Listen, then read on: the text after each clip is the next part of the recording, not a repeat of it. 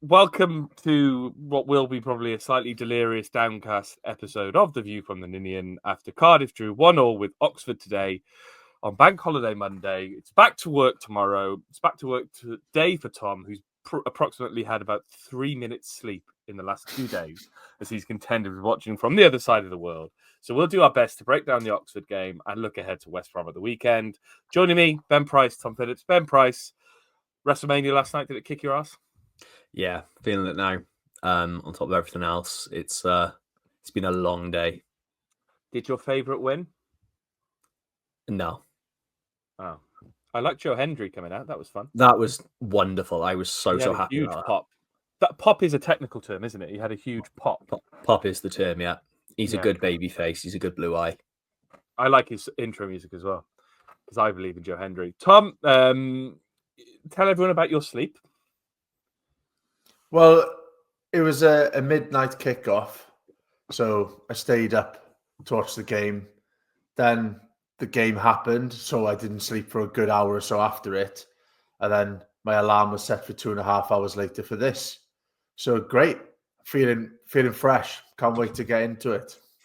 Yeah, that's the level of commitment we bring you here from at the View from the Ninian. I can't promise this is going to be a stellar pod, but we do have a very important interview to play you later on, which I'll talk more about as we get to it. But first, let's talk about Oxford. I mean, we drew 1-1 with Oxford today that all but kind of seals the deal for us potentially getting relegated, as every other result that could have gone against us did go against us this afternoon. Ben, Aaron Ramsey's first game in charge. We talked all about Aaron Ramsey on the last on our emergency pod that you can listen to wherever you get your pods and on our YouTube. Please remember to like and subscribe.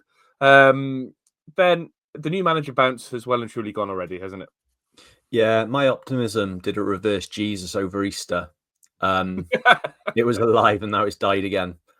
So it's just a rough one, wasn't it? Just I don't know how to describe it because I'm not. There's been a lot this season where I've gone, I can't be asked.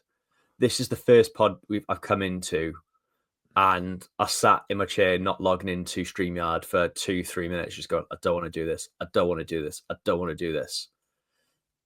This one really hurt. really, really hurt. Yeah, Tom.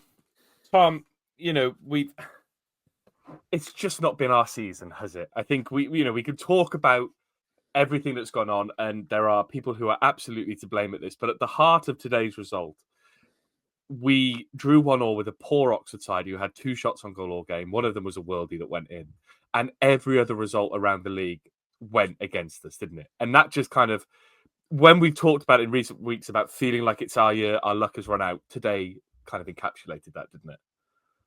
Yes. It was mad, really. Like, you were watching the kind of results coming in, and when we say every result went against us, every result went against us. Like, even Plymouth, who had very little chance of staying up, even they got a win as well. And it was just mad, really. And then on the field, like, red card decisions, potential penalties, just little things all the way through the game went against us. Like you said, their one shot on target flies into the top corner from 35 yards. Is one of those days. Like, it's not this isn't the result that relegates us. It's every other one before it. So I think we've got to keep that in mind. But it was a golden opportunity just to stay in the race, kind of missed. And it felt like a lot of it wasn't even down to us today. It felt more, it was with the gods rather than what was going on from our team. So yeah, it was a stinking day all around, really. Ben, let's talk about Ramsey's first Cardiff team that he selected. It was pretty solid, wasn't it? It was kind of not really breaking with the norms, but he brought NG back in. Rinamoto moved back to the middle of the park. Willock started. Ashford started. It felt fine, didn't it, as a team selection? Yeah, like he said, all the players were going to give everything, and that's what we got from that team. I think that's probably what hurts about that, like the fact it was just a draw, was there wasn't a lot to argue with. I thought we played quite well. We just, as the same for a lot of things this season, we didn't have that end product. That final ball, that final third was our issue. But we looked really solid, and it was their goal of, like, Sod's Law. They scored their goal of the season against us. Like, that lad will never hit a hit like that again into top bins that well in such an important game for both sides. It was just the most unlucky thing. So I think, like, looking at it, you look at that team, it was really solid. Rinamata did really well sweeping up, playing that, like, the one pivot. It was just, like you said, a solid team, back to basics. Everyone knew their role, and you could see what their role was in the team as well. It was obvious that, like, O'Dowd was instructed to get beyond Willock and whip the balls in as often as he could for Salek. There was a solid game plan there, and that's exactly what we've been crying out for the last few weeks. It just didn't pay off as much as it could have. Yeah, Tom, I was going to say that you know, when you look at the ratings on FOTMob, it's 7s across the board. Willock got 8.1, Salek got 7.9. The defence were all 7.1s or above. It felt like we had a lot of the ball, we had a lot of chances, but none of those chances were really telling chances until Salek scored. There were lots of soft headers or headers just off target. And why can't we be more? Why don't we have more conviction in the box? I don't know. I think at this stage of the season, I think a lot of it will come down to confidence as well. Like, you're not going to just switch it on just because three new people have come in through the door like 2 days ago. Or actually, they're not even new people. One new person and people who've been in a slightly different role within the team. And I think it's just caught up with us a little bit. But like you said, we were solid. We weren't fantastic. Like, Oxford were poor. They came to set up for a draw, and that's what they got. Mm-hmm. They were lucky to get that draw. I was convinced when we scored that we'd go on and win that game. We were so comfortable. I like it, but it's the classic one that we've done this season where we've taken the lead and we haven't killed the team off because we haven't really kind of got that killer edge about this. And you know, Oxford didn't create anything, but by us not killing them off, we kept them in the game. They didn't play themselves back into the game, but you know, all the cliche stuff when you know, one goal lead is just not enough. Really, they've always got that moment up their sleeve. It can always happen, and this is exactly what caught up with us. But yeah, we played all right, but going forward, we are pretty toothless, and we've been toothless all year, and it's hard to change those habits at the click of a finger. Ben, let's talk briefly about the referee. Obviously, there was a kind of killer moment in the first half with Placetta. I mean, from what I could see, Volks was giving it a bit. There were lots of niggly fouls by the Oxford players, but the Placetta one kind of overstepped that mark. He got a yellow card for it. I think he was promptly withdrawn not long after, just after half time, because he clearly lost his head. But to you, Ben, it should have been a red, shouldn't it? Oh, it's a stonewall red. The only thing I think is the ref didn't see it and just saw there was something but didn't get a good view and just getting. Because there's not a chance he watches that back and doesn't think I got that wrong. It's not a red. Everything about it is there for endangering an opponent. Studs are up, 2-footed, lunge, out of control, and nowhere near the ball. It's as clear of a red card as you'll see, not given all season, and we've had some bad ones. And then down to 10 men at that stage of the game for so long, we might have gone on to win it. It's a massive mistake from the referee. It's not that, like you said earlier, Tom, it's not the result that relegates us, and that decision isn't a decision that relegates us, but could have gone a long way to helping us with the way the results went today. Yeah, Tom, one of the other players who seemed to be throwing themselves around a lot was Will Volks, and I was going to call him a prick, but what I've realised is it's just like we have no players like Will Volks anymore, do we? When you watch that game and you watch what he was doing for his team in terms of throwing himself about, getting involved with players, winding people up, it goes some way, doesn't it, to helping like drag Oxford through the game. We don't have anyone like that, do we? It was such a stark difference. I think the closest we got is NG, who did wind Placetta up for him to do what he did. I think give him a bit of credit there, because just before it, he kind of dips his foot in, has a little nibble at him, and that's what sets him off. He did do that. But it's more like petulance with NG, isn't it? We've said this in the past. Like, it worked a treat there, but it just as often works against us as well. And it wasn't just Will Volks for them. A load of their players, when someone was going down, when they've been legitimately fouled, would lean over them, shout at them as if they were the ones diving to the floor. And then that goes into the referee's head and stuff. And they were good at galvanising themselves. So their captain, Brannigan, you could see him like getting them going, his arm movements and stuff, like, keep it going, lads, keep at them. Because they do lack quality, Oxford, compared to the other teams in the league.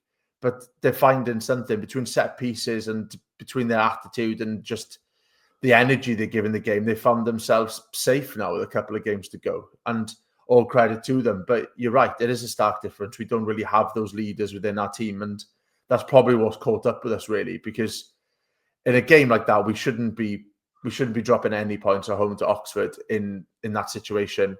And with a few attitude changes across the park from some big players, you never know. We might get something more out of that game.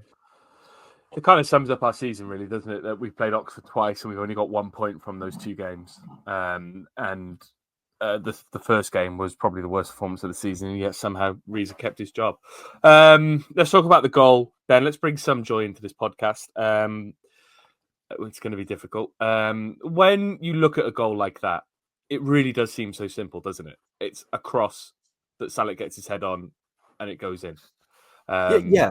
And it was the first. It just seems so easy. It was the first good cross we put in all game as well. It was the first one he really had a chance to get on and sort of make something happen. And look at the result. I did feel a bit sorry for Salek at times. He worked so hard, but you could tell he was a striker frustrated and sort of not short of confidence, but short of confidence, I guess, because he hadn't had that many clear-cut chances the last few weeks. I thought today was probably, and it's not saying much, to be honest, but I thought it was one of Willock's, if not Willock's, best game for us. I thought he was really, really solid. Work, did exactly what he needed to, linked up with O'Dowda quite well, and put in a lovely ball and got a good assist. He was also unlucky not to score. So you've got all those, but like you said, all it took was a nice ball in and a quality striker who's good in the air, got on the end of it and tucked it away and gave us the hope that kills you, I guess. Yeah, I mean, the hope does kill us, doesn't it? Tom, at that point, do you think we were going to go on and win the game? I still can't get over it. You look at Oxford stats, they had 2 shots on goal all game, and yet they scored one of them. At that point, it felt like 1-0 was going to be enough, didn't it? Yeah, I was convinced we'd get a second. I thought that was going to be the difference between, what we've seen in previous weeks and what we've got now. I thought Oxford were going to throw men forward, and I thought we had enough on there to kind of nick another one.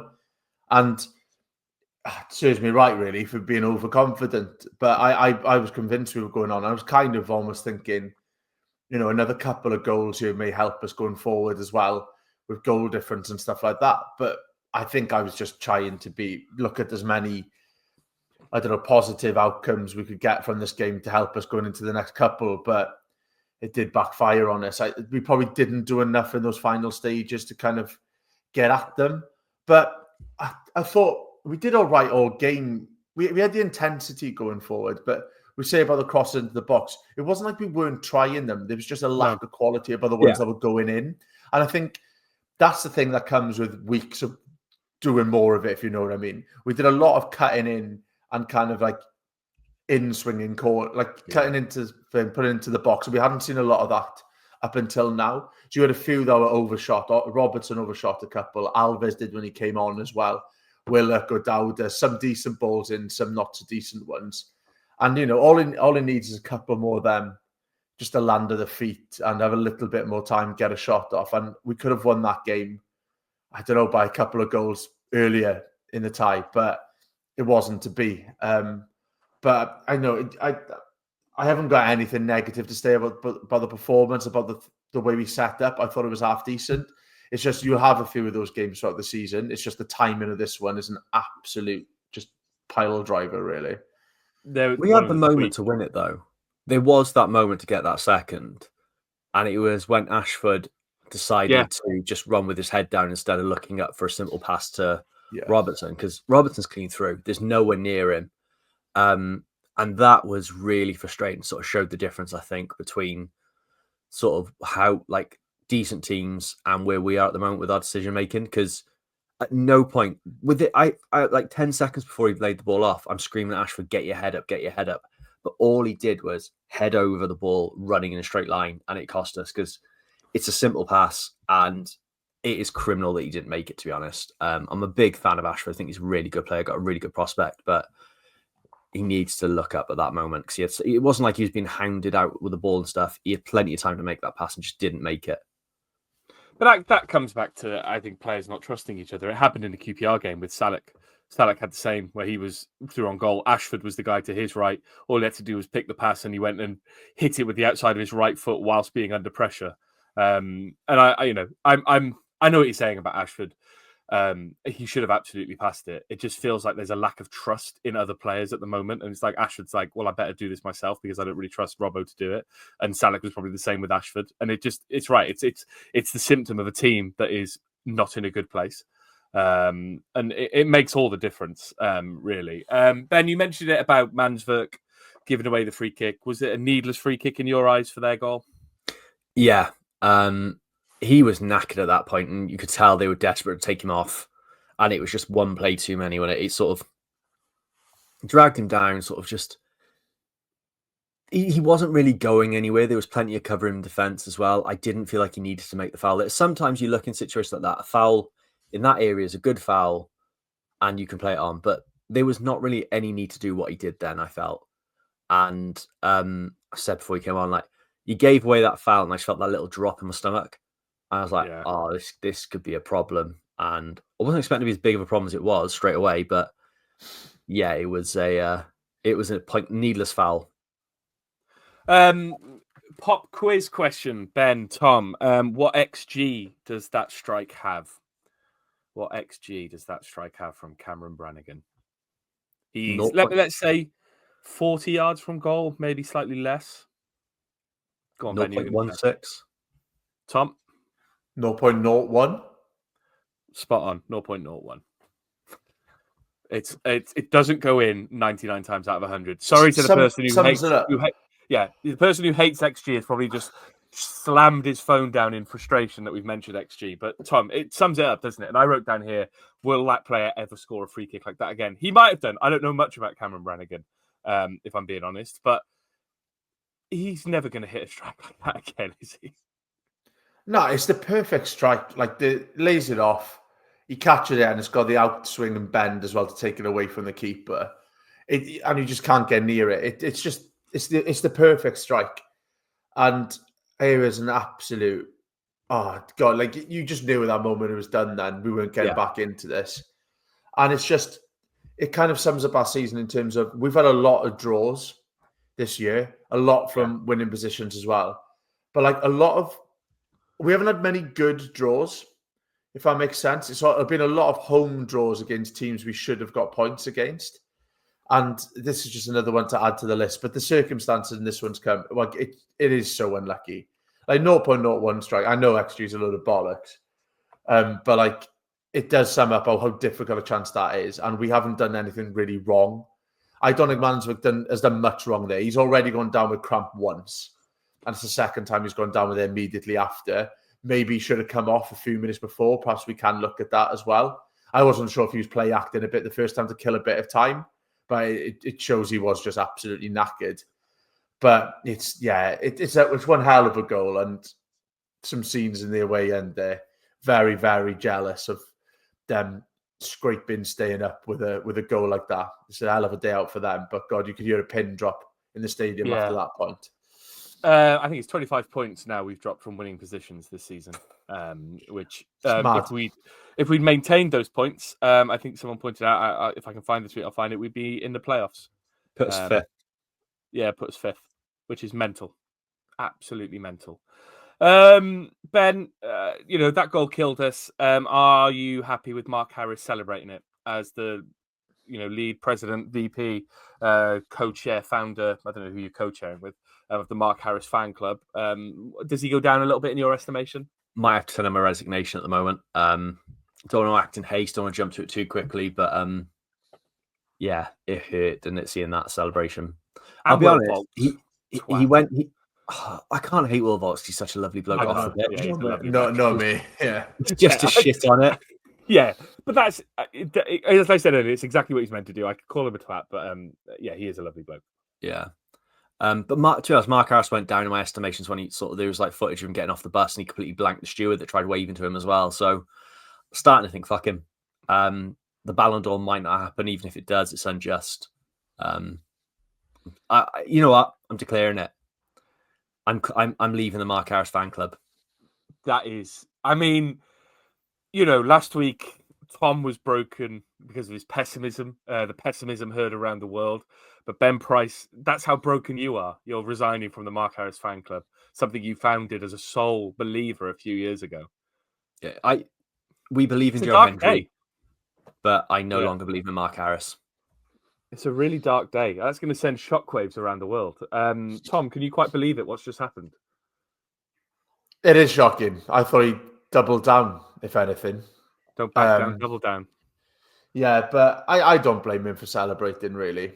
It's what football's for. I know he's got a history here. He was there for donkey's years and stuff, but it's a massive moment. He was demoted to League One after leaving us, and now we've ended up there, and he's ended up staying up. So I kind of get it. It's not like he had a great rapport with the fans when he left and things like that. So I don't blame him one bit, but it does make it harder when you see so many Cardiff faces linked in their team, ones that were deemed surplus to requirements.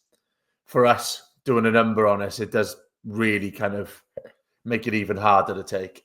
Just going to prove how serious I am about this as well, boys. The meme's there. Come on, Ben. It's been deleted. The photo is gone. I must admit, I was looking at, do you know when they got the little thumbnails of the other photos at the bottom? Yeah. Who was it who left there? Yeah, who was it that left a picture of a turd? John Parkin. John Parkin. Yeah. I did double check to see what was there before that, because I was like, it could be dodgy. But it's just a nice photo of us and Britain us at the Football Content Awards a few months ago, a year or so ago. Just looking at who came off the bench for Oxford today, because I didn't really pay attention. Matt Phillips. Yeah, he replaced what's his name, who should have been sent off. Surprisingly young, only 34. Seems to have been around for years. I like that you're calling 34 young. Really appreciate that one today, mate. Yeah, well, it is. It is. Oh, it's like that tweet, isn't it? Like, there's that classic tweet that's like, "Here comes the oldest player in the league. It's a miracle he's still walking. 32 years old." And it's like, that's 34 is, especially now modern football, quite old for a footballer. Well, today was a dark day for me. It's the first I've accepted being older than most of the squad, but today was the first time I was older than the manager of the club. Oh, that is quite sobering. It's only a week, but it's still I'm still older than him. Here he is managing a football club, and we're talking about it on a podcast, Ben. So, levels, isn't it? Levels for this game. Let's go to Twitter. 62 tweets to get through. Some of them I won't read. And if you're a listener to this podcast and you ask a question we've already answered, consider this a warning. This is me breaking, by the way, because I usually indulge all kinds of nonsense on Twitter. But people asking us who we're going to keep when we go down to League One. We did that last week. If you listen, you would know that. So that's me. I'm over it now. First tweet from Finley Humphreys. Bleach? ? I think so. Coleman had a dream. Says, if Cardiff go down, will that be the final straw for a lot of fans with how the club is being run? Time for protest, or is there a belief in the fan base that there would be a genuine reset for how the club is run if City do go? Ben, there was a protest at the game today. Around 550 fans were there. Is that going to get louder now that relegation is all but confirmed? I don't know, is the honest answer. I've still got question marks on the people organising these protests. I think that's what will hold these protests back as much as anything. But we sort of know at the moment the way the club is and the other stuff going on behind the scenes that we can protest all we want. He's not going anywhere for a while. So I don't know what the solution is. Like, they can't get away with what they're doing, but we're stuck with them for the time being. It's hard to justify doing anything. And Tom, it's a strange one, isn't it? Because even when the red kits happened, there wasn't really a protest at the start. It took, a year and a half or so really for the main public protest to happen. I know a lot of fans boycotted and turned their back on the club, but there wasn't really that protest, that crystallizing moment at the start. If that's not going to do it to spark a protest, is going down to League One going to do it? I don't know. It's a tough one just because they've been here so long now as well. I think it's all been underwhelming, really, from the kind of leadership side of it with the board. Even when we're doing well, they've made some questionable decisions. So it's not like there's been a massive turning point moment until now. So it will be interesting to see what happens when we drop. I don't know. well, we haven't got much opportunity between now and the end of the season anyways, one more game at home. But it'd be interesting to see what happens over the summer. But like, it's a tough one for fans, right? Because you want to get behind the players, you want to still support the club. It's not as easy as boycotting when it's the thing you want to do on the weekend and hang around with your friends, your family, people you've seen for years. So it takes a lot to do it. And I don't know what to do from here. Like Ben says, they're not going anywhere. So what can you do in this situation? And so many fans will go to He's not games. jump off. I'm feeling a bit sick a sec. I'll be 5 minutes. All right. Oh, that's what football's doing. Yeah, sorry. That's what football's doing to us. Okay. Richard Endicott says, I'm running the London Marathon next week. I will need a super positive podcast to listen to with some ultra positive and happy podcasters. Any recommendations? I don't know who you could be talking about. Richard Endicott says his link is on his Twitter feed. If anyone wants to support me, that's at Enders1. If anyone wants to support a Cardiff City fan running the London Marathon. Bluebirds Pass says, we're just not good enough and deserve to go down. No pace in the side, lacking creativity and any kind of attacking threat. Whilst the different boss other than Reza could likely have done a bit better, this impending relegation is fully on the incompetent fools running the club. CCFC Reposter says, who's finishing top 6 in League One next season? Any ideas, Tom? I don't think it'll be us. No. I think that's my one. That's my one guess. One steadfast prediction. Ian Evans says, better today, but same old, no creativity problem. I just hope that if brackets when we go down, we can use it as a reset, start winning games and start enjoying it again. I'm not overly confident that will happen though. Giggsy, I drove the kids and wife to Butlin's Minehead, then got back in time for around 30 minutes gone. My question is, how many beers do I have with my takeaway tonight? 15? This is the tweet I referenced earlier. Will Davis says, if that result came as Ramsey's first game in with 5 or 6 games left, I'd be confident he could turn it around and keep us up. Problem is, it's too late. That sums it up, doesn't it, Tom? It's just too late, isn't it? Yeah. It feels like a half-decent decision was made weeks, if not months, too late. And we can see the green shoots from that one game alone, from 2 days of people being there, that things could improve with the current crop that we had. But you can't do anything in that amount of time. And, one okay draw at this stage of the season actually has pretty much relegated us. And, that's not the fault of the people coming in. They didn't have enough time to do anything with it. So, yeah, it comes down to just bad decisions being made over the last 6 months. So David Carter says players are so low on confidence. Each one gets rid of the ball as quick as they can so they don't make the mistake. We can't defend a clean sheet and we can't score 2 goals in the same game. It feels done now. Reece Spear says on Colwell going off so injured he couldn't continue for 5 more minutes on Friday. How is he fit today? Does this highlight the mentality of the squad? Thought there were 5 players who seemed to leave it all out there today and that just isn't enough. On the Colwell thing, he injured himself at half-time against Sheffield on Friday. He took a shot and I saw him grimace and grip his knee as if he'd tweet something.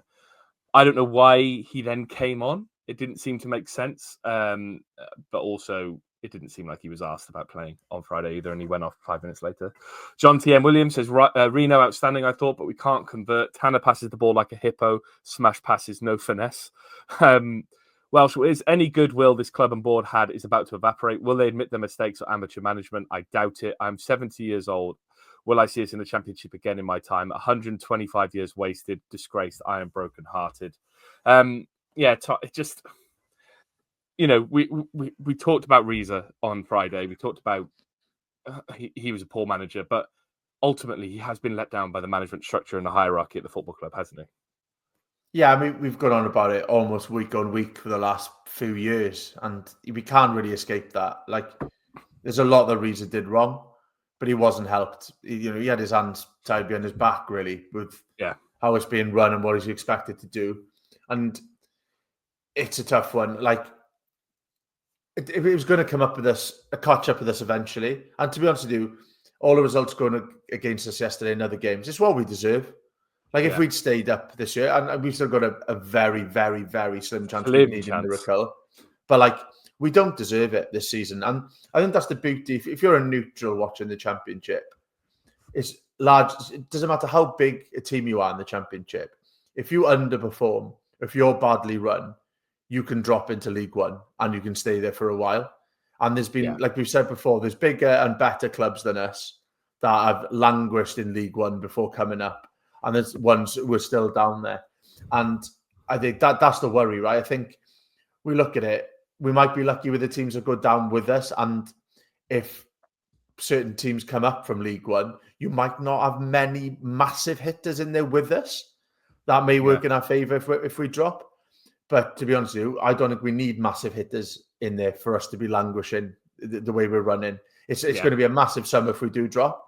And I don't trust the club to kind of pull the rabbit out of the hat, or not even, we don't need a miracle, just to run the club properly for a few months to give us a fighting chance to come straight back to the Championship. Yeah, it's going to be an absolute shit show. The Welsh Wombat says, Oxford one shot on target, should have been down to 10 men by that point, and every side winning around us. Seems about right. Far much to do now, but should we try and keep the Ramsey Gunter Rolls combo next season? Could they bring us back up? I'd like to think so, but I mean, I have no idea really what this club's going to do in the summer. And I think Ramsey basically talked about still potentially wanting to get back to full fitness and play. So we'll have to wait and see. DJ Innit says, can't say it's not down to a lack of passion, just a lack of quality overall. Gareth Davis says, Tiny Rebel or Glamorgan Brewery. Tom, you're drinking out a Tiny Rebel glass there, so I assume you're a Tiny Rebel man. Yeah, I'd say so. I do like the hipster candy floss flavored crap that a lot of people hate. So yeah, Tiny Rebel for me. I'll go Tiny Rebel as well. Paul Clark, apart from the absolutely woeful attempt to save ourselves over the last 10 games, too many goals conceded and points dropped late in games this season, which have cost us. I am generally concerned for League One. Unfortunately, I don't see it being a straight bounce back. Sam CCFC5 says, Tom must be broken now. A 25-yard screamer has left me dead inside. 25 yards and the rest. Bucheek says, maybe a controversial opinion, but we have a decent squad, just grossly mismanaged. Brandon Arthur, just bleak, stunning goal, but 1 point from Luton, Stoke and Oxford home says it all. We deserve to go down. Ricky Griffiths says, no different to when Omar was in charge. Maybe the players simply don't care enough and are happy to pick up a wage. Andrew Cullen, this is the big question. Will we go down bottom of the league or second bottom? Tom, I think we're going bottom. Yeah, I think potentially. We said this a few weeks ago, there was a risk of it, the way we would go in, and we're just not picking up. Yeah, it's mad. Like everyone else is picking up points and, you know, turning it on when they need to, and we're certainly not. So there's a big, big risk of it. Ollie says exactly where we ought to be. Other sides around us fighting to stay in the league, and we have just floated out of it without too much desire to stay. The board and the owner, of course, must take a lot of the blame for this, but some of the players on the field today were poor. Gareth Merritt says, I have nothing, guys. It's been coming, but it's still a punch to the gut. Death by 1,000 cuts and every one of them self-inflicted. Harry Dickens says, it's such a low-quality championship, but you can't play like we have most of this season, expect to get lucky breaks. We get none today with the Red or Oxford single shot. 9182 EM says, we ain't done yet, keep the faith. Gaz says, thought we played well enough and deserved to win. You can't leave it this late in the season to pick up points. To get relegated with the standard of the league this year is shambolic. Matt CCFC says, I'm not pissed off anymore, just frustrated. We deserve to go down. Next season has the potential to be even worse. Hart says we'll go straight back up. Head knows we'll be down in League One for years. We could sleepwalk to League Two of Tanzona. He's fucked, killed this club. Ella Espanola, I'm looking forward to Stevenage away, if I'm honest. Ben Gould says years of neglect and abuse of the club has finally run out. This comes from the top, sack the board. Lee Samuel, it's over. Lewis John says, I today discovered there's an Elton John song called I Think I'm Going to Kill Myself. Reckon it'll make my Spotify rap this year. What's your most embarrassing result on a Spotify Wrapped? Tom? Avril Lavigne, I'm With You, kept popping up there. Because I kept playing it when I was slightly tipsy walking home from a night out. Main character energy. Let's see what popped up in mine this year, because I don't think I have anything embarrassing because my music taste is A+. So let's just go down to the lower reaches of my Spotify Wrapped from last year. Oh, there's a couple. I think Espresso by Sabrina Carpenter making it in there is pretty embarrassing. It's a banger. It is a banger, actually, so I wouldn't say that's embarrassing. I'll check one more. I'll check 2020 and see if anything popped up in there, because that's when I was in a bit of a weird headspace. No, all bangers. Nothing, mate. No embarrassment. Bush Talasine says, I've got some half-price Easter eggs and I gave 6 boxes of carrots to a horse sanctuary. That sounds great. Drake Camride says, small details. Ashford has to play that ball through to Robertson. Different game. Have to do everything to reset for next season now and get the board out. Lee Robinson, let the clear out begin. All the teams winning around us show we deserve what's coming our way. No creation has killed us. Rodri says, what a shit birthday present that was. Thanks, Cardiff. Happy birthday, Rodri. I'm sorry about the result. Morgan Davis says, play slightly better, but Oxford are awful and there for the taking. Without a complete miracle, that's us down. We need a massive overhaul of players, a proper experienced manager, and new board members if we have any hope of getting into the Championship. Tan out. MJCCFC says, relegated in a dire Championship summed up by the Oxford side, yet we're probably going to finish bottom due to pure incompetence. Flattest I've ever felt. Endo my tether. That was the team's chance to prove what we were made of. Got Rolls and Ramsey. Couldn't be asked to get up for them. Everybody around us has been fighting to survive, not us. We've been too busy fucking around, wasting time. Wouldn't want to stay up. We don't want it enough. Gareth Dunning, old cliche but true. Much focus will be on all the other sides winning. A 35-yarder and bad luck, but you need to take care of your own results. Had we won, we would still be in right with a chance. Same applies to Saturday. Need a miracle now. Morgs, we are where we are. The other results couldn't have gone any worse, but you can't leave it until the very end of the season to make changes. A calamitous season. I worry for the finances. Liam Williams, funnily enough, if we didn't drop 25 points from winning positions, we'd be in the playoff positions right now. Geggs Williams, better today and saw some fight, but the board left it far too late. Rubina 14 says League One benefits, cheaper season tickets, avoid South Wales Derby for a season, avoid getting beaten by Wrexham, win some games and score some goals. MJW28 Gaming says rebuild next season around some of the younger players, could be a fun season at least. CCFC, at least we won't have to care about them for 3 months. Perry's fan account, I'm done until Tan's gone. If he goes, I'll be excited for next season with lots of new grounds, but I can't keep supporting a club like this that's run by clueless morons who think they can out football people. You and Barber, team is full of shite bags. I hope none of them bar Salic are here next season. Sack the board, we deserve to go down. Josh says, should that dodgy Jack Plummer have had a red, and can we win the last two given it looks like the West Brom and Norwich are on their holidays already? Christopher Thomas says, we're losing every game in midfield, no matter what we try. There's not enough vision or footballing brains on these boys to see forward passes and runs that are being made. When we do get it up top, it goes out wide for a pathetic lump into Salic, a team full of bad habits.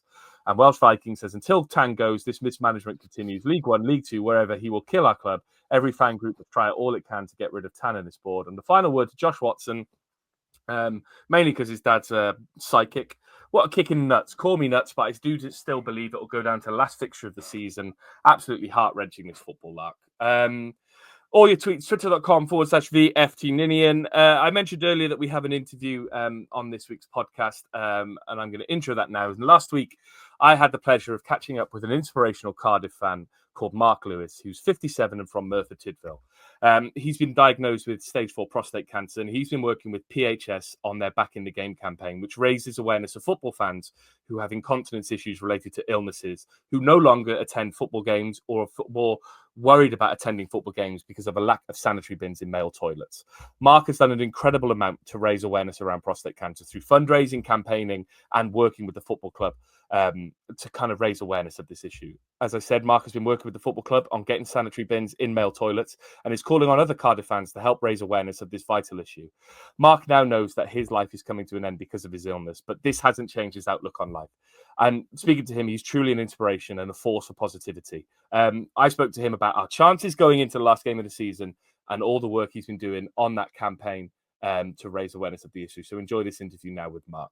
Welcome back to The View from the Ninian, and I'm delighted to say I've been joined by Cardiff City fan Mark Lewis, whose face you may recognise from the Back in the Campaign campaign launched by PHS earlier in the season to encourage football clubs and everybody else to place sanitary bins in male toilets to help people who face incontinence from illnesses such as prostate cancer. Mark, thanks for joining us today. We'll talk about the campaign shortly, how important that is and how important it has been to you. But obviously, I can't have you on a Cardiff City podcast without getting your thoughts on the season so far.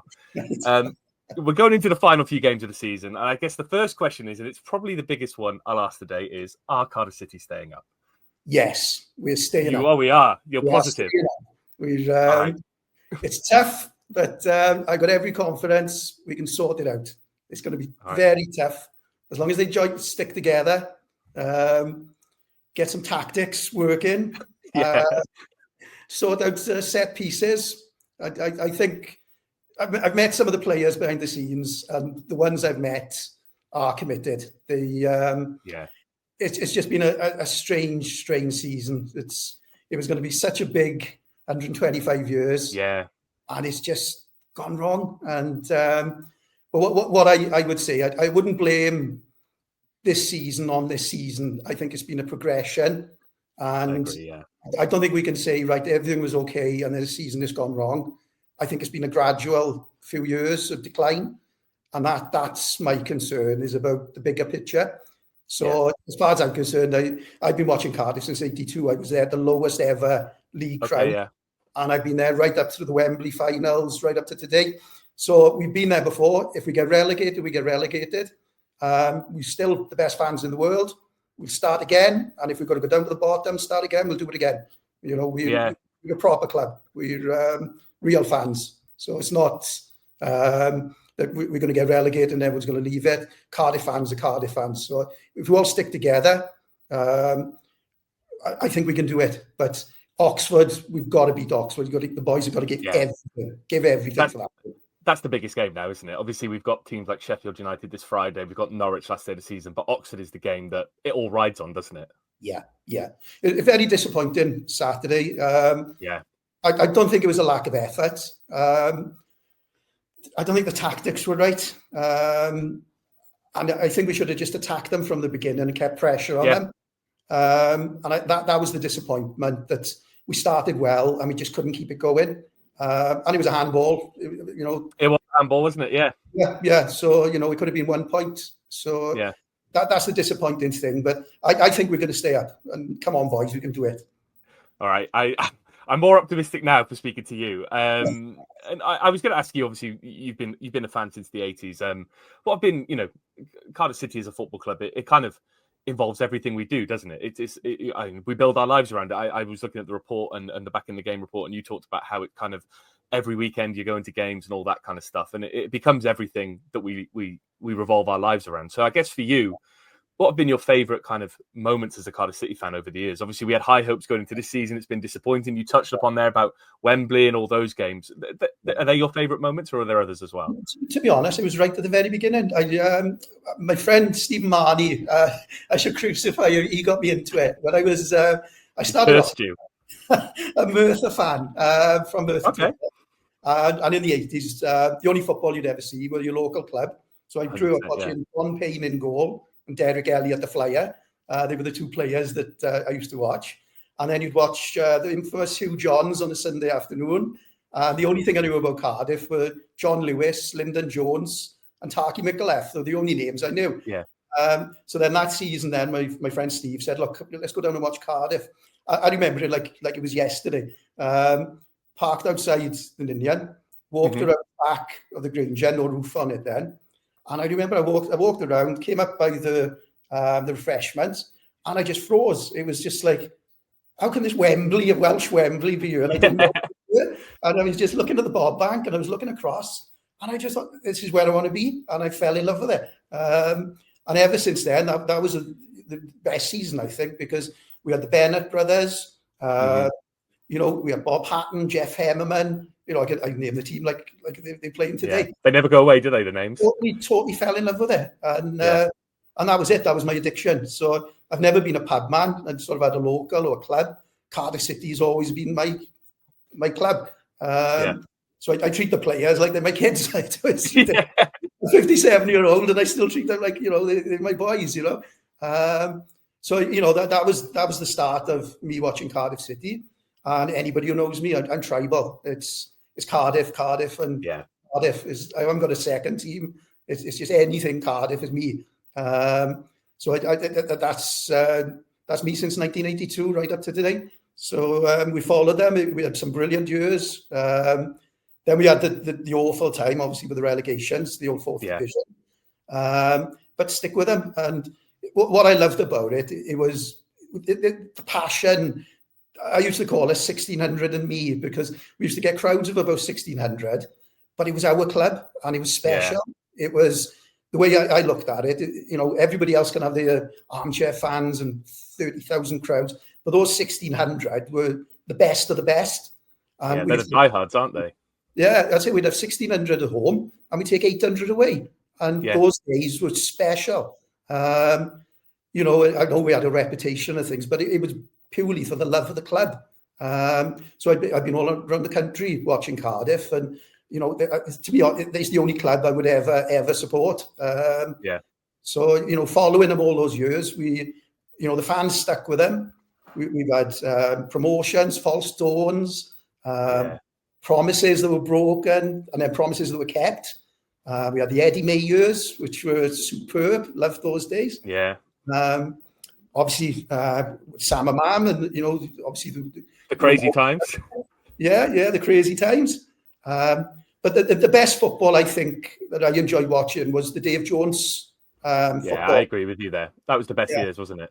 Oh, the classics, and when you look back now with the players we had then, we took them for granted. And you're looking at them now like a Peter Whittingham, bless him, and you just think to have Peter Whittingham back and, some of the other boys, they were just class acts. And, we can get that back again. The way I look at it, we're a sports car that's in the wrong gear. Everything's... Yeah, it's a good analogy. And, literally, if we can get it in the right gear, we've got the infrastructure, we've got the ground, we've got the training facilities, we've got the fans. It's just click. If we can click it, we're there. And it's just for some reason, we're going back to the 80s. We used to dream, what if a millionaire came into this club and looked after us? We'd be the biggest club in the world. And we've got a billionaire and it still hasn't clicked. And it hasn't. Thing. Of all the clubs, you think we've got it, and it's still not 100%. And, I'm not going to criticize any individual because, during my experience, I've met a lot of people behind the scenes of Cardiff City. And I can tell you, everyone I've met there are like us. They're passionate about the club. There's no sort of hidden agendas. They all want the best for us. And that's the frustrating thing. We all want to do well. And it's just getting that final click right. And I think that's all it is. If we can get that right, we'll just carry on and we'll get back to the Premier League or top the Championship. But that's how close I think we are. Do you think that then, we'll get talking about the campaign shortly, but on that point, do you think if we do stay up this year, is that going to be the thing that kind of wakes the club up a little bit? Because, it's you talk about there, this season, we all had high hopes going into the season. Bullock was sticking around. We signed all these great players in the summer and it's like we've got this squad together and it hasn't turned out that way. But if we avoid relegation, is it your hope that then that'll just tick something in someone's head and they'll go, right, we need to do this properly? My concern, I'll be honest with you, isn't so much the tactics and who's the manager and what player we got the 11. The concern I've got for Cardiff City is, I've been thinking about it a lot. There seems to be a disconnect. We've got this academy that seems to be wonderful. We've got all these facilities behind the scenes. But what I've noticed over the last few years is as if the youth are coming through and then we hear snapshots like we've got a good kid coming through, he's going to be special. And then we listen, we watch them progressing. And then it's right, okay, they're almost first team regular squad. Let's send them out on loan. Now, the problem I see is they go out on loan to these clubs, say second, or Division 2, Division 1, and they don't seem to be as good. Because you say, well, how many games do they have? Oh, they start in, they're a sub, or they've only had 3 games. Now, to me, I think where Cardiff need to invest is obviously you need a first team, but I would say where we need to target is get the best possible coaches for the 15 to 18-year-olds. So if they're going to invest money, I want the best coaches to say, right, you've progressed through school, you've come through the academy, I'm going to take you that next level. So when you come now to the first team squad, you're at a level that's better than the loan teams that you're going out to. So when you go there, you get experience. But to me, it looks like that's the breakdown. So it's... They get to a level and then So they don't push on from there, do they? Is it the right thing to do? Do we need better coaches, more coaches? Yeah. So I remember Craig Bellamy was saying when he was with Norwich, he said they had a scheme where every first team player that got sold, a percentage of that would go back to the club, to the academy. So if they sold £1 million player, 100,000 would go to the academy. Now that would be invested then in coaching, facilities. They'd look after the kids. I remember him saying, they said to him, who's your favourite player? Oh, Kenny Dalglish. And then out of the blue then, they called him in the office, who's sitting there, Kenny Dalglish. Welcome. Wow. And little things like that, but to me, that's where we're going wrong. Is you look at the Wales squads and you see, once the kids come Cardiff, Swansea. And then when it comes to the first team, it's Swansea. It's like, where are all the Cardiff boys? So to me, that's the weakness. That needs... I would say that's fundamental. We've got to get that right. So if we can get the coaching behind the scenes right, I'm not criticising, I don't know who these coaches are, but that to me is the most important coaching area. Get a good manager for the first team, but have a plan and say, well, look, this is identity. It's that pathway, isn't it? Yeah. So if, for instance, we said, right, we're going to go the Dave Jones way of playing football, set the academy up, right, this 100%. Is how we like to be. A manager then comes in, as much as I don't like to say it, the way Swansea did it, and said, look, this is how we play football. Brentford do it, Bournemouth do it, Brighton do it, and it works. So it's not as if we do something that nobody else is doing. It's literally just replicating, isn't it? Works. Yeah. So that's the way I'd love my legacy would be to Cardiff do that. But this season, it's just gone wrong. And it has gone wrong. We can get it right. We've got 4 games to get it right. We can do it. Right, let's move on to the campaign. Obviously, you're here to talk about a more serious issue than football, though some would argue that, that old phrase, football's not just life and death, it's more important. But we're here to talk about a very serious campaign that you're involved with. You're involved with the Back in the Game campaign with PHS. And obviously, you were involved for a very personal reason, weren't you? You were diagnosed with prostate cancer that has led to kind of incontinence issues when you go to football matches. So let's talk from the start. Prostate cancer is something that affects men of all ages, and it will affect most men of all ages because it is one of the biggest things that does impact men. So when did you first get diagnosed, and kind of what were the symptoms that you first noticed that led you to kind of seek a diagnosis? Well, I was diagnosed when I was 49 in 2016. My condition was basically incontinence. So what happened with me? I got, to be honest, right, I'm terminally ill. I don't know how long I got left, right? So I'm telling you from experience, when you're told you got prostate cancer, the first thing you think of, how am I going to look after my family and how long have I got left to live? Those are the first 2 things you think of.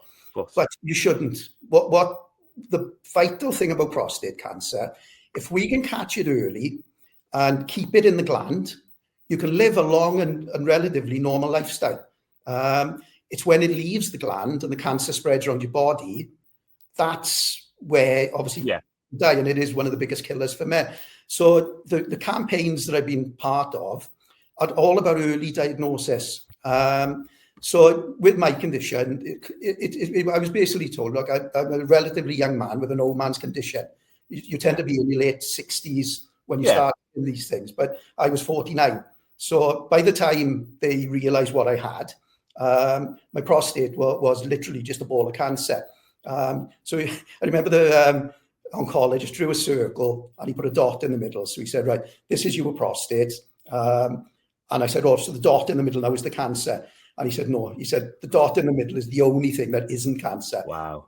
The whole gland is a ball of cancer. So straight away, what I was told is, like, you've got a massive fight on your hand because we've got to keep it in that gland. Once it comes out, you're stage 4, and it's all bets off. So I had intensive treatment. I had 6 sessions of chemotherapy, radiotherapy, and 3 years of hormone therapy. So the idea of those treatments are, 1, to kill the cells as quick as you can. But prostate cancer, feeds on testosterone. Now, your testosterone feeds your cancer. So with the hormone therapy, what it does, it kills your testosterone. Basically, then the cancer's got nothing to feed on. So that is the course of treatment most men would start with. It's really intensive, but if you can catch it early, you don't need to go through all those issues. So what Prostate UK have done is say, look, let's get men checked. Don't be embarrassed to get yourself checked. I've spoken to many of my friends who say, well, look, what were your symptoms? And you start off like, I normally have a pint and I go to the toilet twice when I'm having a pint. And then the next thing, I'm going 3 or 4 times when I'm having a pint.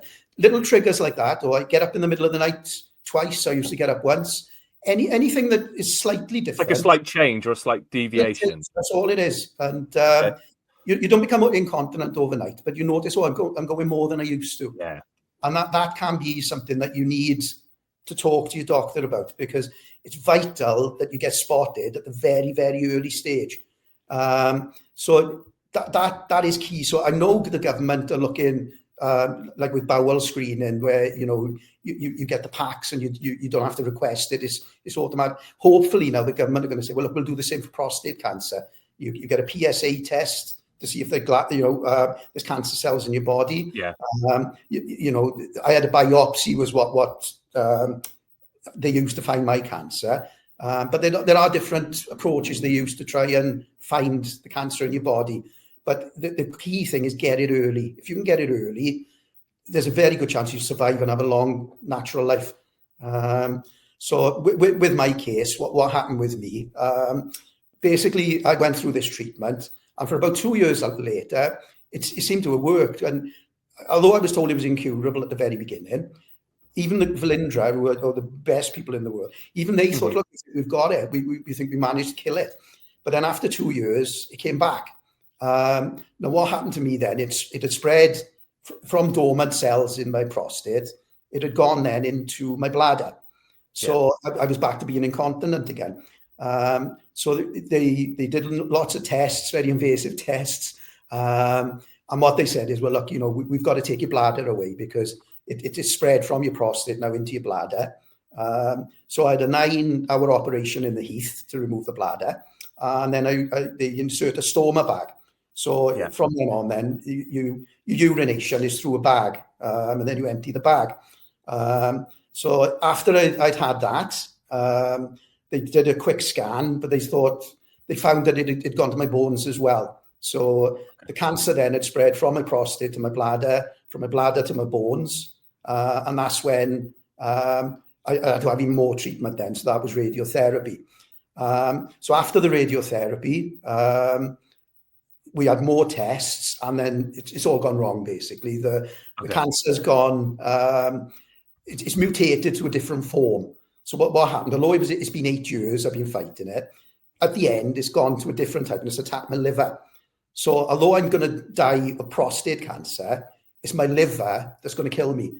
So at the moment, my liver is filling with cancer. So the way I'm going to go out, and I'm going out in style, is basically one morning I'll wake up, my liver will fail, and it'll be right as full cancer, it'll stop working, and then within a few days I'll just drift away.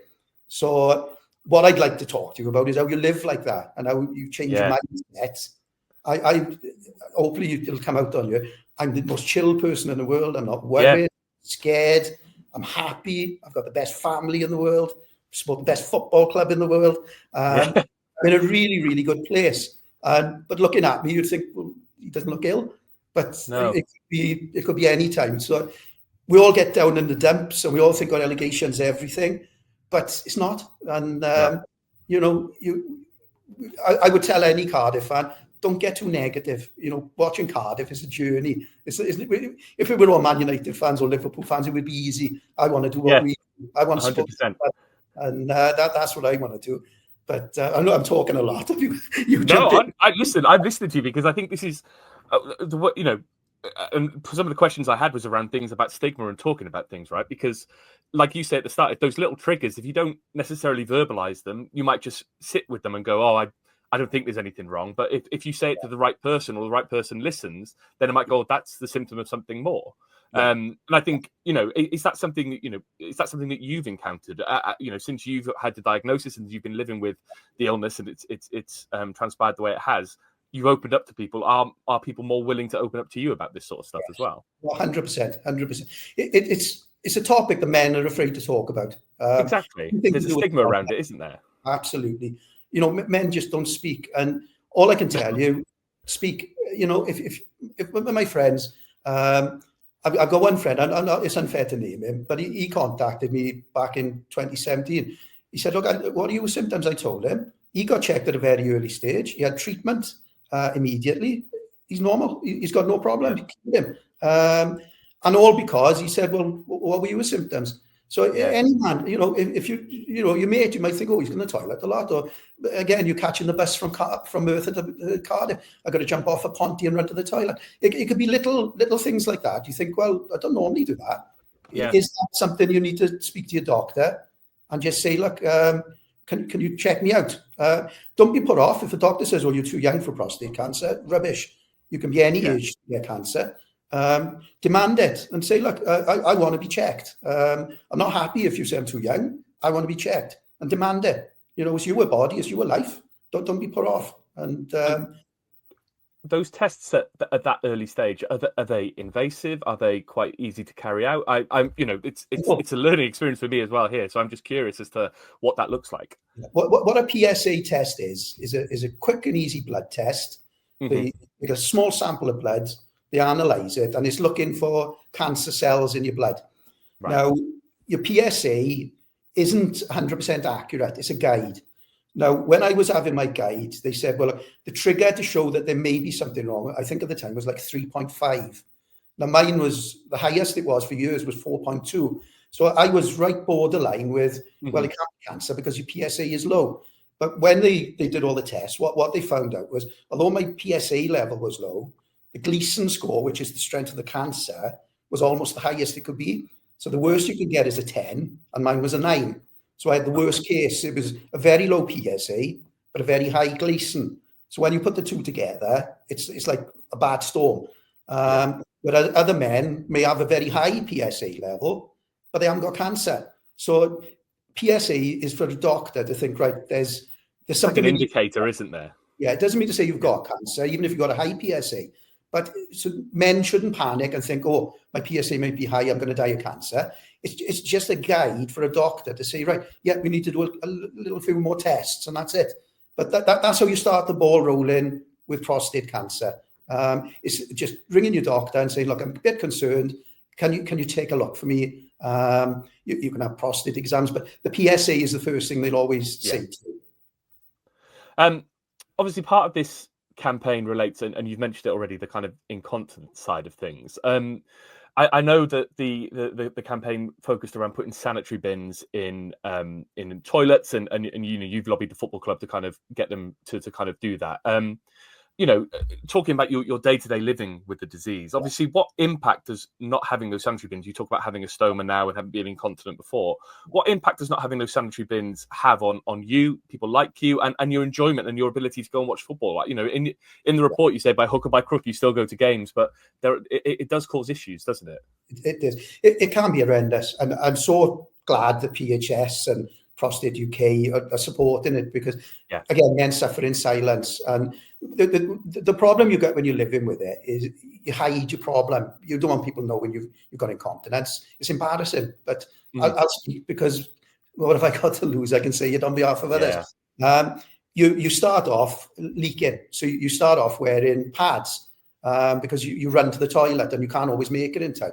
So the first thing, you go to a toilet, you've got a pad, right? So you need to change it. Well, we all know you go to men's toilets. There's no sanitary bins in toilets. You either flush it down the toilet and block the toilet, or you're walking around looking for a bin. But then the more your problems increase, it goes then from pads where you need full incontinence pants. So obviously then when your urination gets worse and worse, what you need to do then is every couple of hours you need to change those pants. So you literally are going into a men's cubicle with a spare pair of pants, changing them. So again, when you, like in Cardiff City, you're in the cubicle, there's a big queue outside, and you're changing your trousers and your pants. Yeah, the toilets are horrible as well, aren't they? They're not the cleanest of places. Yeah, but because there's no dedicated bin in the toilet, what you do then, you open the door and you hold in soiled pants. Then other problems, we're talking incontinence, but men with bowel problems, they need full pants. So, we're talking not just about prostate cancer, we're talking about men with all type of incontinence as well. Now, the idea behind the scheme is giving men like me. So it's hard enough to get to the ground because you're looking for toilets and you're working out timings. How long can I get to the ground before I need the toilet? Yeah. Once you get to the ground, it's right. Let's get to the toilet. I need to refresh myself with dignity. So the bog standard campaign is literally a simple idea.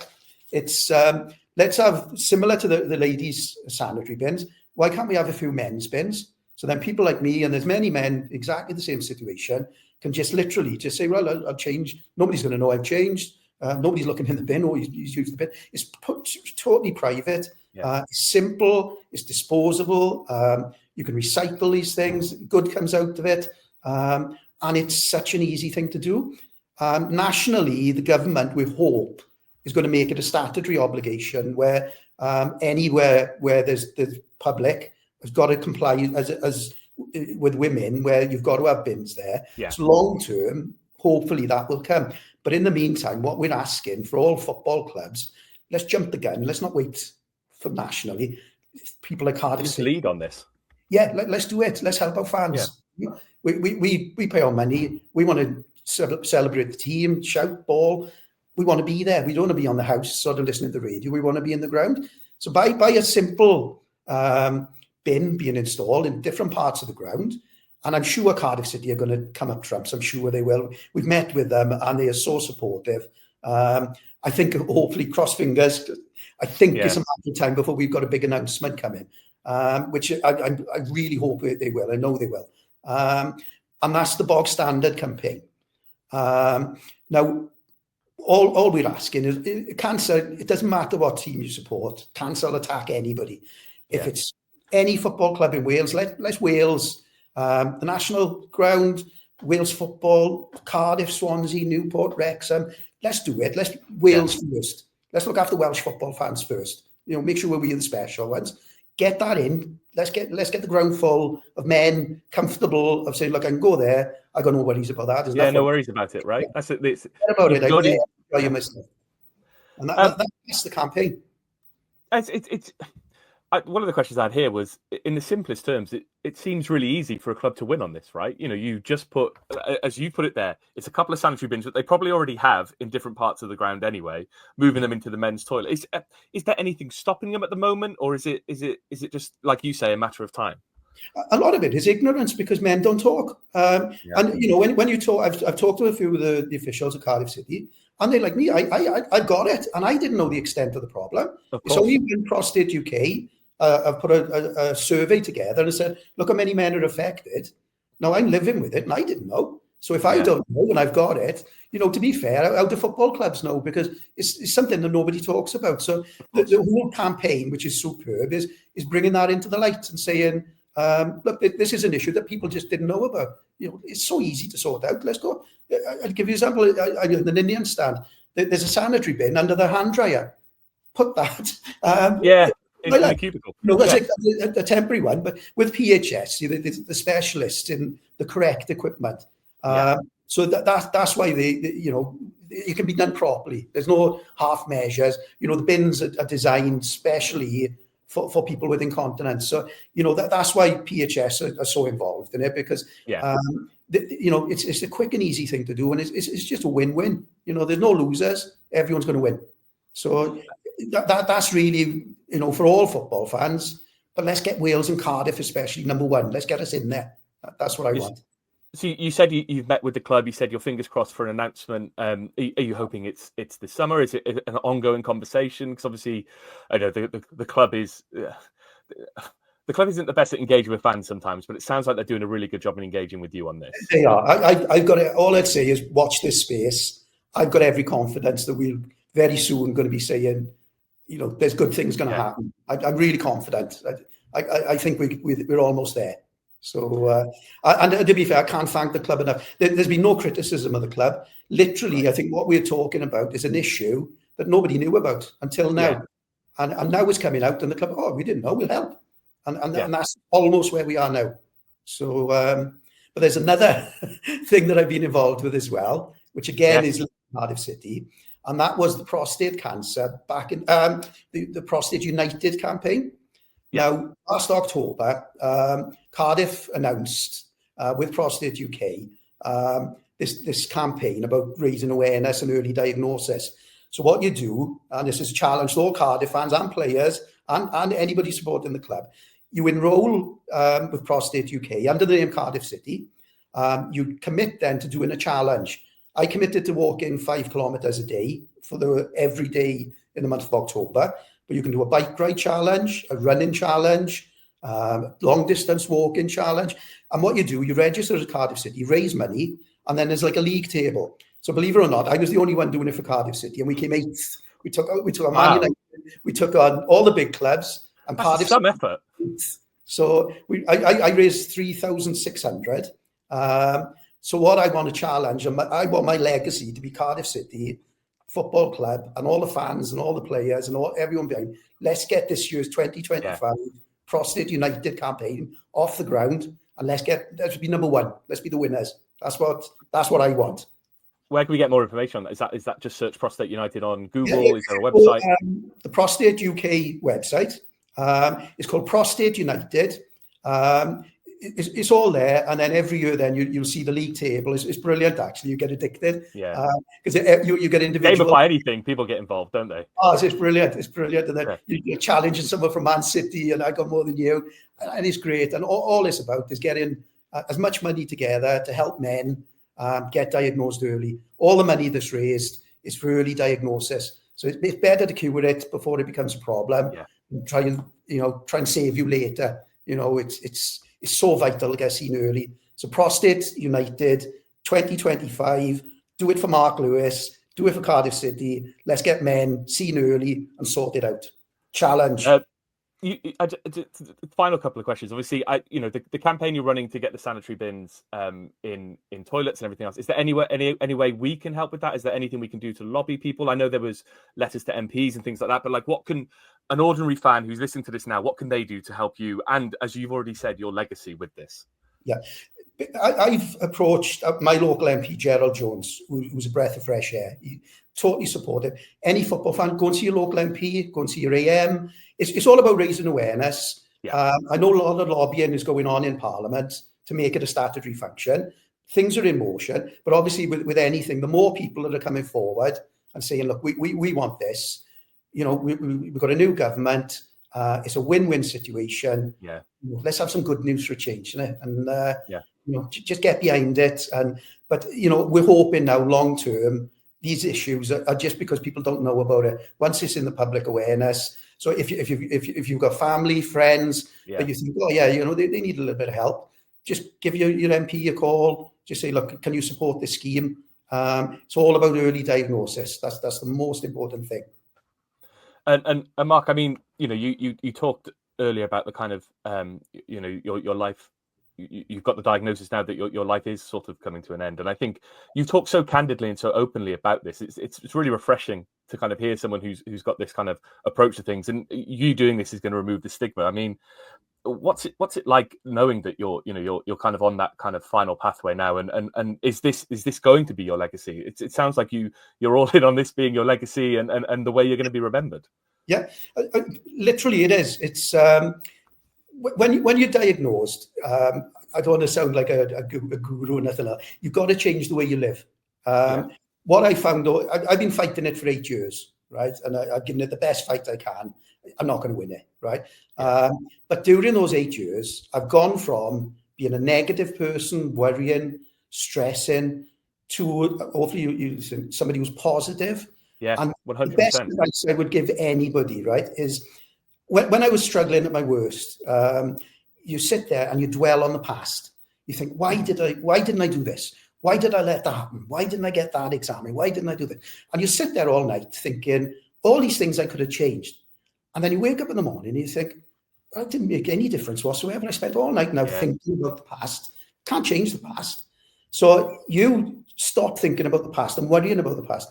You can sit then for another hour thinking, oh, I got a blood test tomorrow. It's going to be a bad blood test. It's going to be negative. You get the blood test. Oh, you've got a good blood test. You've wasted the night worrying about the future, right? The only thing that matters is living in the now. What are you doing right now? I'm sitting here talking to a lovely fella about the love of my life, Cardiff City, apart from my wife sitting over there. In a nutshell, what a great place to be. I've had a brilliant life. I changed my mindset.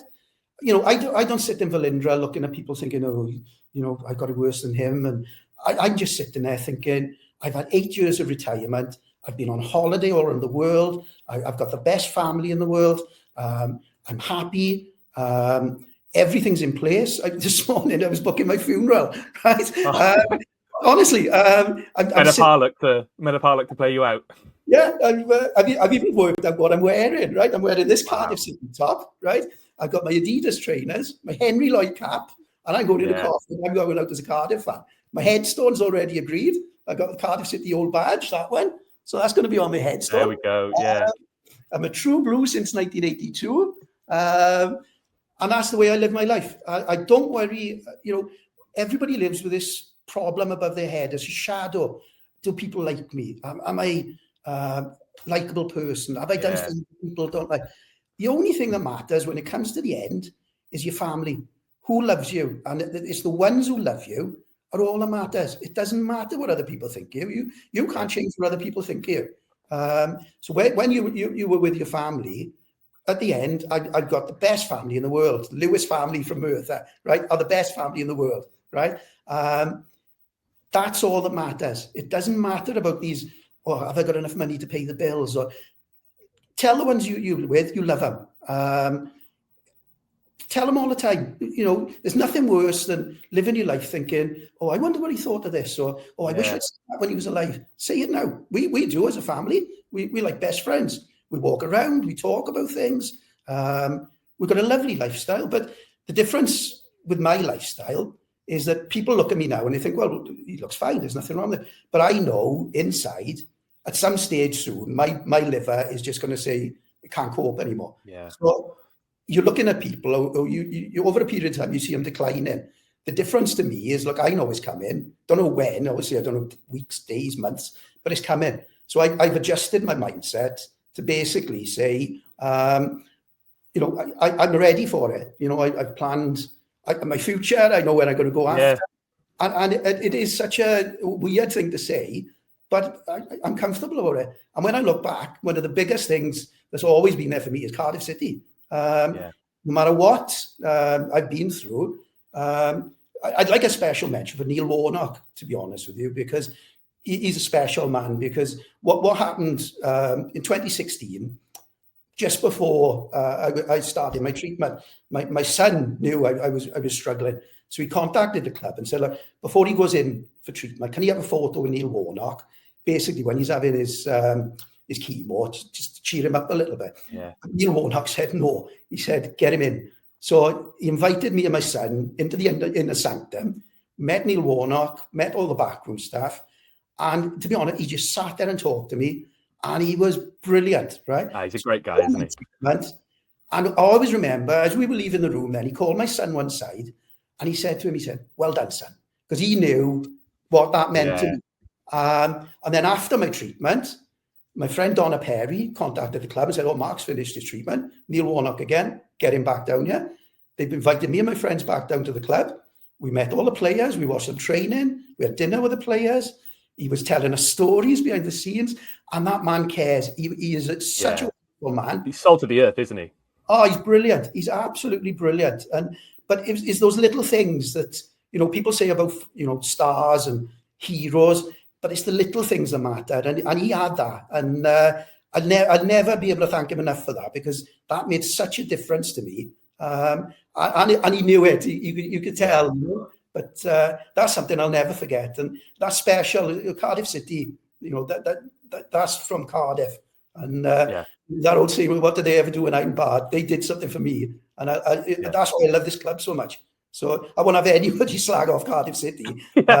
They are my team. And God forbid, if we go down, we go down. We'll be back. And all the fans stick together. That's all we can do, is stick together. Mark, you're an inspiration.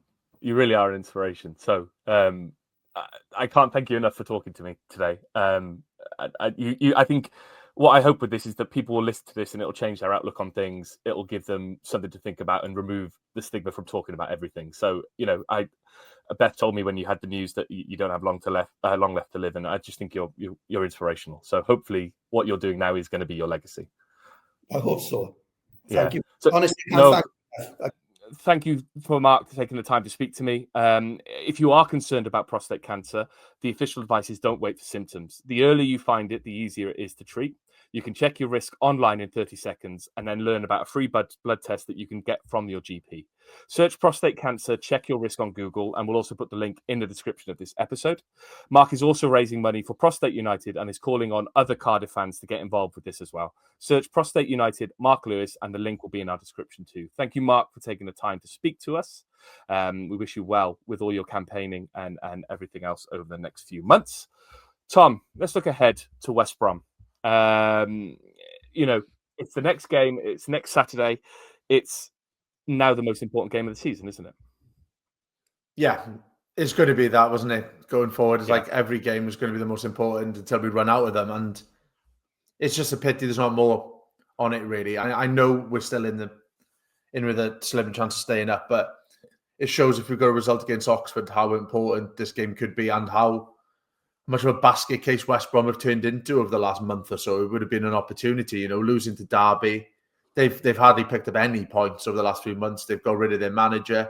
Yeah. And it would have been a lovely, lovely, tantalising fixture for us to kind of go into, really, with the confidence high if we got the 3 points. But, we have still got that slim chance. Football is mad. Championship football is even madder. So we've got to go into it. We've got to, with a bit of confidence, try and get a result and see what happens around us. And we just need to be in it on the last day. Anything can happen on that last day. But yeah, on paper, it's a decent fixture for us to have at this stage of the season. Yeah, I'm looking at their recent results. They obviously lost today against Derby, 2 former Bluebirds and a Jack scoring for Derby, Mendes Lang, Abu Adams and Jerry Yates scoring. The last 4 games that they've been involved in before that, they lost to Sunderland, they lost to Bristol, they beat Watford, they lost to Coventry. Going back to March, they drew with Leeds, beat QPR, drew with Burnley, drew with Hull, lost to Norwich. They're all over the place. And they have sacked their manager going into this game. Tony Mowbray was relieved of his kind of duties today. Does that change this for you, Tom? Does that give you any more hope? I think going into this game, I was confident we'd get a result anyway. I don't think anything changes.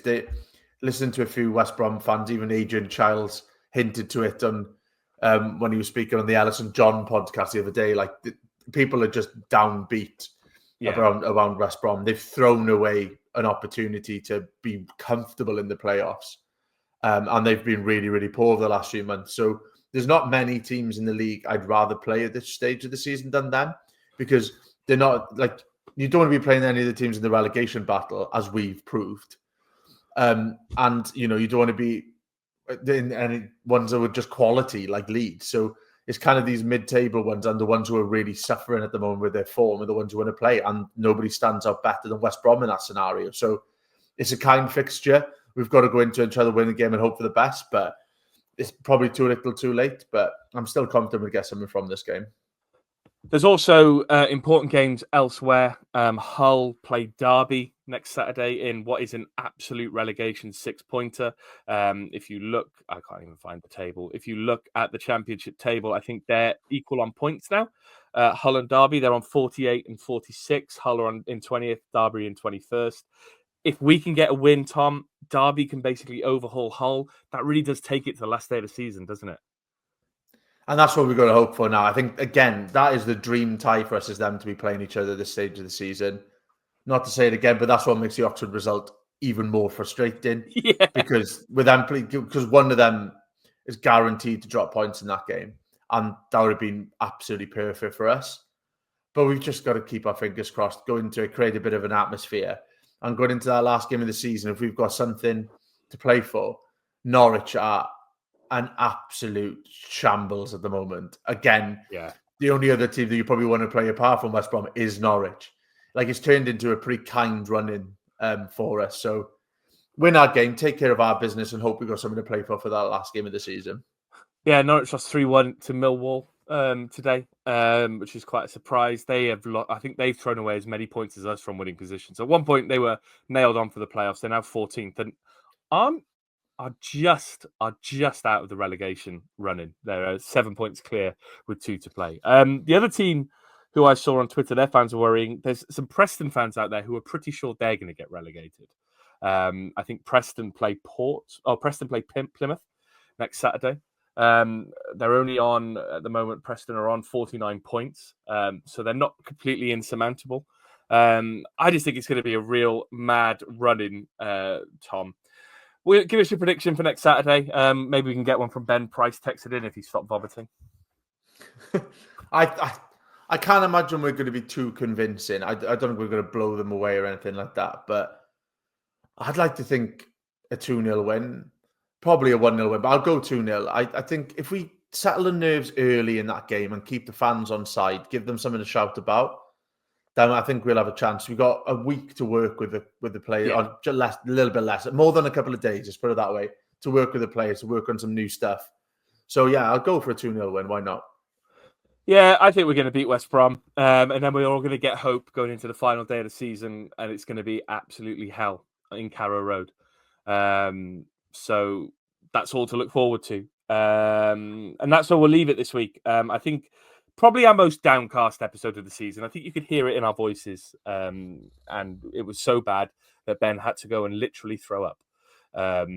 He said his excuses. He said in the WhatsApp group chat, "Sorry, lads, I rushed to defrost some chicken earlier, and I think that might have been a mistake." So Ben Price is now a doubt for the next episode, Orange Inge on Football Manager. We'll give you an update on his condition when we hear more. Thanks to everyone who sent tweets in, twitter.com/VFT Ninian. Like I said, I'll put all the information about Mark's campaigning in the description below. Please take a look at that if you can. We'll also post his interview as a separate YouTube video. If you are watching on YouTube, please like and subscribe. If you are listening via an audio platform, please give us a 5-star review. If you want to give us some money for what we've done this season, or this episode, or any episode, kofi.com/VFT Ninian. All our information is in our Linktree bio, Linktree in our Twitter bio. Tom, thanks for joining us so early again. Hopefully you can get your sleep pattern back ahead of next weekend. Yeah, I'm excited to do it all again and be completely miserable. And Ben Price, hope you're feeling better soon, mate. We'll be back next week after the West Brom game. See you then.